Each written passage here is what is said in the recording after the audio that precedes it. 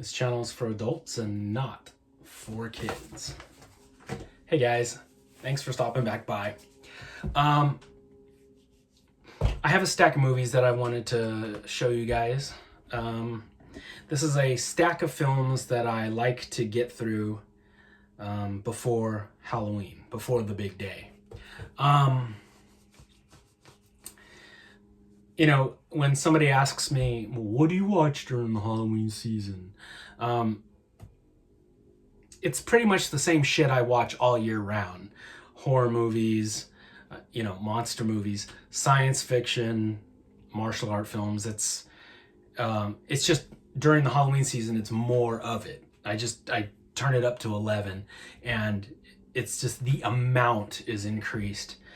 It's pretty much the same stuff I always watch. It's just the amount of it is way more. But this is a stack that I like to get through before the big day. And I've already watched 3 movies from this stack. So I just thought I would share these with you guys.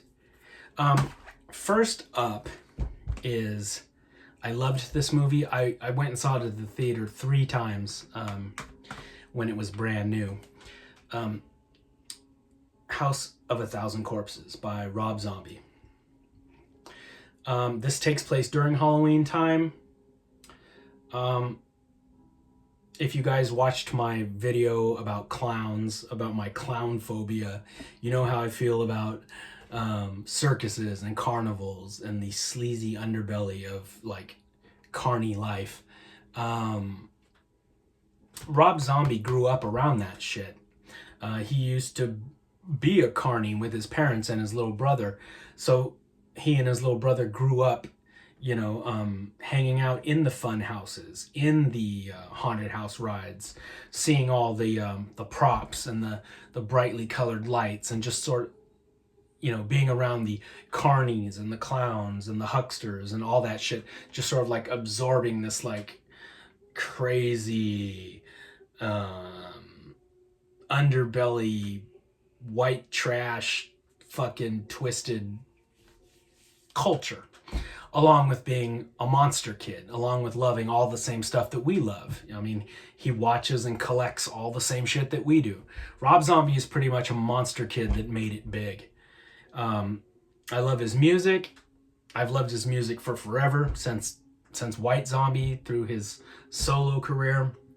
And I love just about all of his movies. There's a couple of them that I don't like, but most of them are I find really enjoyable. This first one is still my favorite. House of a Thousand Corpses. This movie, man, you know how most films, when a director is like trying to capture the style or the feel of the 1970s, they fail miserably at it. They never get it really right. I would say the 2 films that nail the 1970s feel the closest would be this movie, House of a Thousand Corpses, The Love Witch. That one looks very, very 70s. And another film that captures the 80s perfectly is House of the Devil. I love that film too. But that's more like the early 80s, like 83, 84, somewhere in there.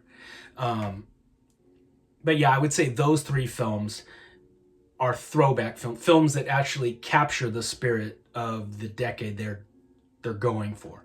Most people fail horribly at it. This movie, it really feels 70-ish. It feels like Rob Zombie waited his entire fucking life to make this movie. Like he just unzipped his dreadlocked head and dumped everything out that he had been loving his whole life. It's like, it's equal parts the Texas Chainsaw Massacre mixed with Tobe Hooper's Funhouse. There's so many horror influences on it, but I would say those 2 are probably the most noticeable. You've got the Firefly family. You've got you've got Baby and Otis and Tiny and RJ and Mama Firefly, and of course you've got Sid Haig as Captain Spaulding, who was like an instant horror icon. Just like his line deliveries, he's like a lovable asshole. You know he's an asshole, but you just want to hang around him because he's so enjoyable to be around and to hear him say all that shit. And fuck you! You know, it's just so much fun hearing him say all that shit. I've actually known people like that, where it's like some people are just like, that guy's a fucking cocksucker, but he's so much fun to be around. You just kind of bask in his shittiness, if that makes any sense. Then you've got these an army of insane people that have been turned into zombies, and they were turned into zombies by this awesome movie monster, Dr. Satan. And he looks crazy. He looks kind of like a living skeleton, and all the flesh over his mouth, like his lips are like melted together or sewn together or scar tissue, something, but it like his lips are kind of sewn shut, and he just looks crazy. And he made this other monster that's called the Professor, who he wears this crazy gas mask. He's got like no skin. His face is sort of like, you know, fleshless. It's just muscle tissue. And he wears goggles and a face mask, and he pulls the face mask off, and he's got like this crazy leech mouth that's leaking out like snot. It's awesome. The monsters in here look amazing. The music is amazing. The camera angles, the color choices, the set design. I'm not shitting you when I say it feels like Rob Zombie waited his entire life to make this movie. And then if Rob Zombie never made another film after this one, it would have been fine. This was just like an explosion of horror, just like a the imaginations of a monster kid turn wild onto the big screen. I love this movie. And yeah, when it came out, I saw it like 3 times in the theater. It just so much fun. Yeah. Next up is another one by Mr. Zombie. This is my second favorite film. That's my first favorite film of his, my all-time favorite of his. This is my second favorite movie of his. Again, takes place during Halloween time. This is a movie all about witches, the Lords of Salem.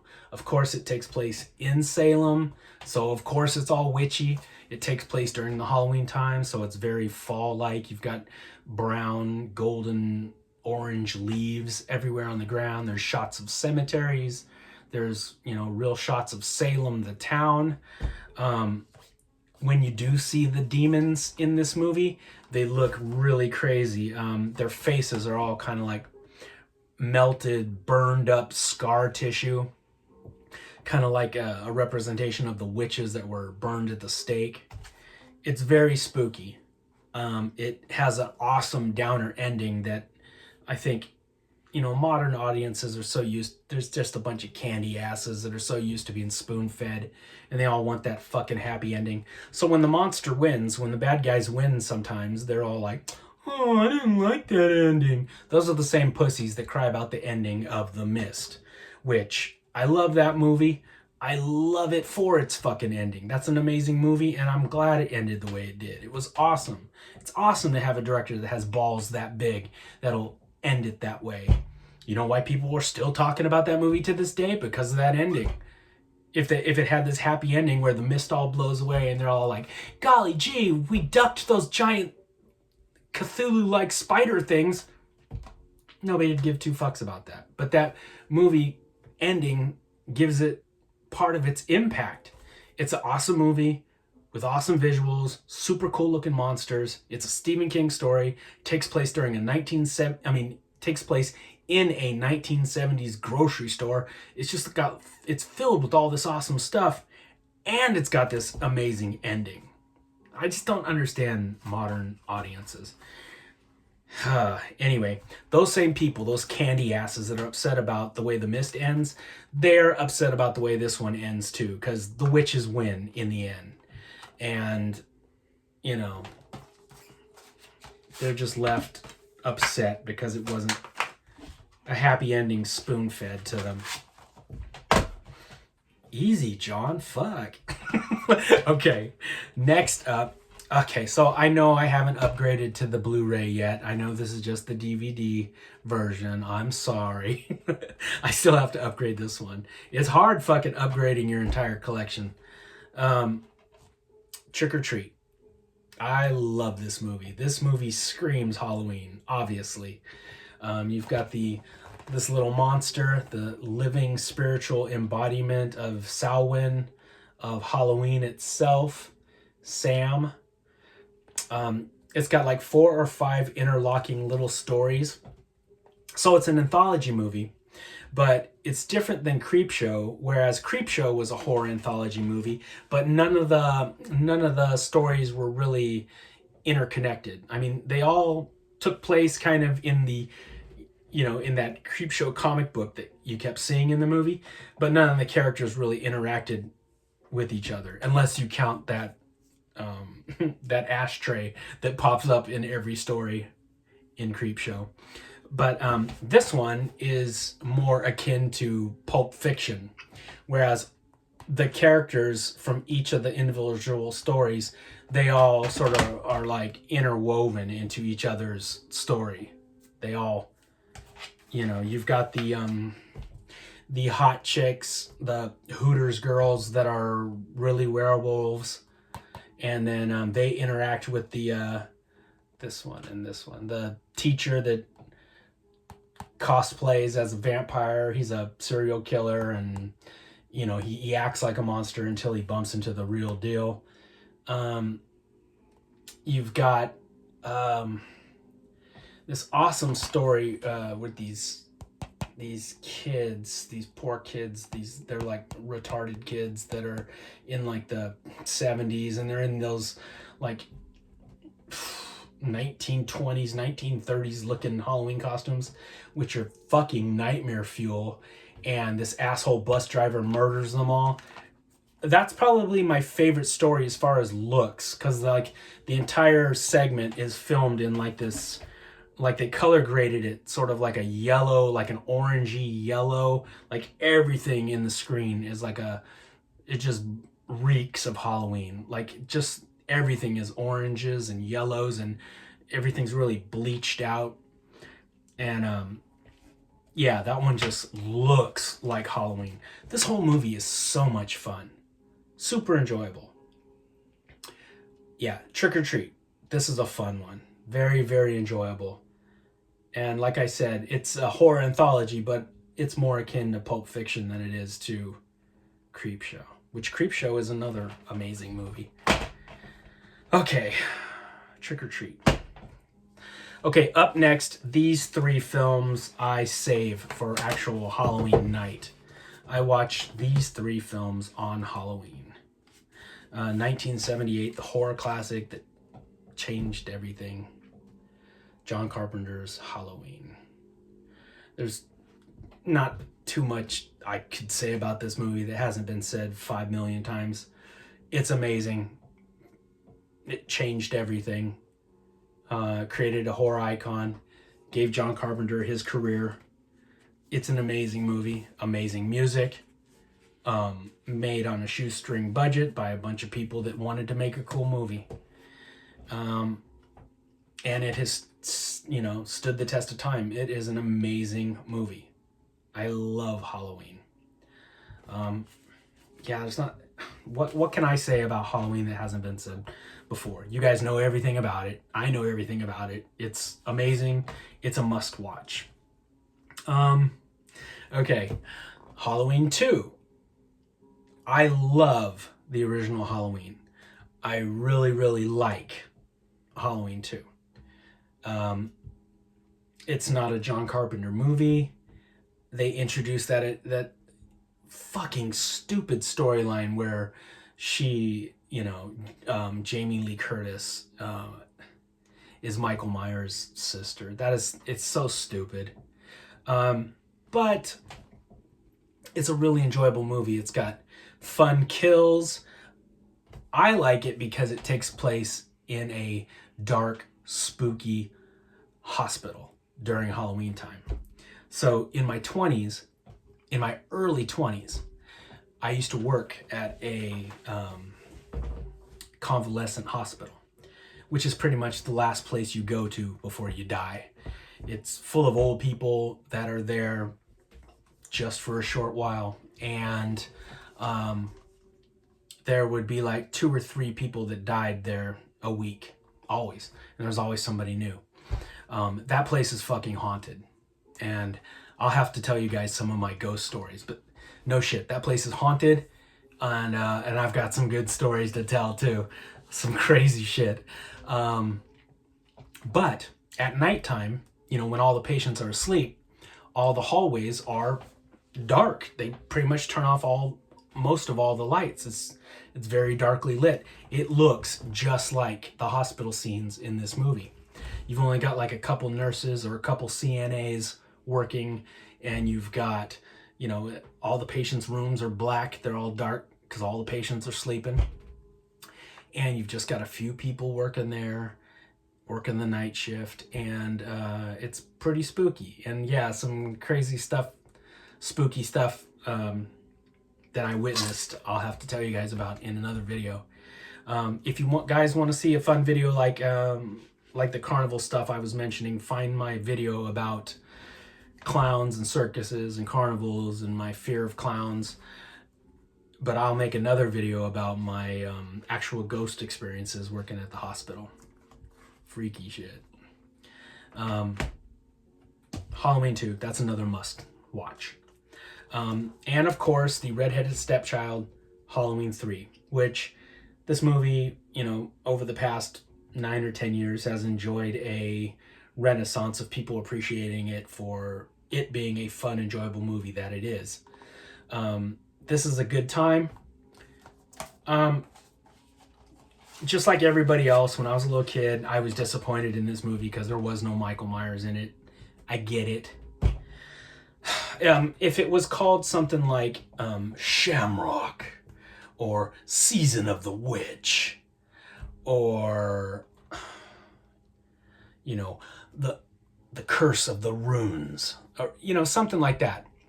If it was something that didn't allude to Michael Myers might be in this, then people wouldn't have been so butthurt over it. But I'm glad that it has, received its, just like a lot of Carpenter stuff. Nowadays, everybody is like, fuck, that's the greatest thing ever. But yeah, this is a fun, enjoyable movie. It takes place during Halloween. It's got Dawn Post Halloween masks. It's got John Carpenter music. The movie itself isn't made by Carpenter, but it's written by Carpenter, and it's like if this is Coca-Cola, this is Diet Coke. You know what I mean? This is Coke Light. It's still got a little bit of that Coke flavor, if you know what I mean. Plus Tom Atkins. I mean, what the fuck? How do you get better than that? Speaking of creep show. That's why God made fathers. Okay. This is a lot of fun. I've watched this one already. This is one of the 3 that I've seen from the stack so far this year. This is Mad Monster Party. It's a stop motion monster movie. That's Boris Karloff, who was actually voiced by Boris Karloff. It's got all the Universal monsters in it, but they don't go by the Universal monster names, so they don't get sued. Even King Kong is in this, but they call it It. They don't call him King Kong, so they don't get sued. My favorite part of the Rankin Bass Rudolph the Red-Nosed Reindeer was the Bumble, the giant abominable snowman Yeti monster. So when I was a little kid and I found out there was an entire movie, a stop-motion movie of nothing but the monsters, I flipped out. And this is a lot of fun. Sure, some of the Phyllis Diller stuff, like her voice and her singing, is just a slog to get through, but that's why God made the fast forward button. And it's a lot of fun, and it takes me back to being a little kid. I love this movie. And like I said, I've already watched that one this season. Another one from my childhood is The Legend of Sleepy Hollow. This is back when Disney was good. So this is the The Adventures of Ichabod and Mr. Toad. So it's got the Mr. Toad's Wild Ride cartoon on here. Nobody buys this for that. Nobody. Everybody buys it for The Legend of Sleepy Hollow. And it's all hand-drawn animation. It's all amazing animation. When the Headless Horseman, the Hessian soldier, is riding on the back of his horse, Daredevil, and they jump up in the air, and there's that shot where he's like suspended up in the air, and the sky behind him is painted in like purples and pinks and magentas, and just like, it's like impressionistic. It's so beautiful to look at. The artwork is incredible. Man, I wish this Disney still existed. So yeah, the Disney that I like is from like the from the 30s up through the early part of the 70s, I think. And then I think Disney turned into shit. And now it's like a soulless juggernaut of money making, no talent, agenda driven bullshit that I don't want any part of. But this is back when they at least had a sliver of a soul and they made good product. And this is a good time. You can't say it's Halloween without watching this. And this is probably only 15 to 20 minutes long without all the Dolly Madison Zinger commercials in it. It's the Great Pumpkin, Charlie Brown. I mean, come on. How is it Halloween without hearing Vince Guaraldi's jazz music and I Gotta Rock? It's because you're a fucking loser, Charlie Brown. Oh, I used to get so mad at Charlie Brown when I was a little kid. It's like, even as a little kid, I knew. I was like, well, help yourself then. Don't let that bitch pull that football out from under your foot. Kick her in the head. Like, I think that's the lesson that you learn from Charlie Brown is don't be a self-doubting, self-hating, sad sack of shit. Like, make yourself better. At least that's what I learned from Charlie Brown. And me and him got the same haircut. This is a fun time. The music, the visuals, the way the skies are painted, all of it is so much fun. This is Halloween time. I saw this next movie at the drive-in when it was brand new. Night of the Demons. Not to be confused with Night of the Demon, which is that amazing Bigfoot, killer Bigfoot movie. This is Night of the Demons. That's Angela, who is right there. She's possessed by the demons. Otherwise, she looks like this hot sort of pseudo-goth girl. It's very, very 80s. It's a lot of fun. There's Linnea Quigley, as you can see. Yeah, this is a good time. A lot of fun. Group of kids. It's very Scooby-Doo-ish. Group of kids. They go to an old haunted house that used to be a mausoleum. And it's now, it's inhabited by demons. And it's all practical effects. And when they show the demon, it's like this huge floating reptilian monster demon head. Very cool looking. Anyway, it possesses Linnea Quigley, and then it possesses Angela, and it possesses each kid one by one. They start killing each other, and it's just a fun time. The special effects look good. The makeup looks good. It's very 80s. Yeah. It takes place during Halloween night. It's a lot of fun, guys. This is highly enjoyable. That's another fun one. I just watched this like 2 weeks ago, too. That's a fun movie. Last up is, and I talked about this one last year, too. Ray Bradbury's Something Wicked, This Way Comes. Again, this is back when Disney was good. This came out in the 80s.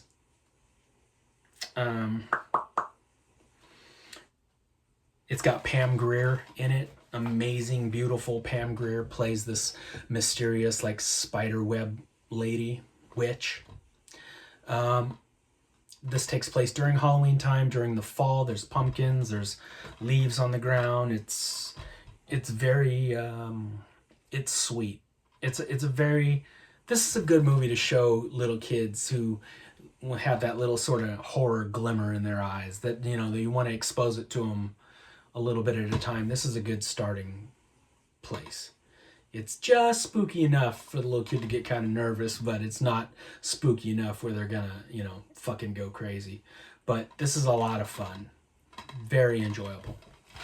And that's the little stack of movies. So like I said, on Halloween night, I will watch the 3 Halloween, you know, the 3 Carpenter ones, and George Romero's Night of the Living Dead. That's one of my all-time favorite movies, and I just have a tradition of watching that one every Halloween.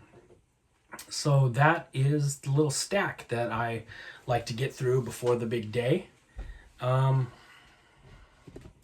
let me know what movies you guys watch, or what your tradition is, what or something that you traditionally watch on the big night. All right, guys, I think I rambled for long enough. I will be coming back at you with some more monster goodness really soon. All right, my friends, happy Halloween.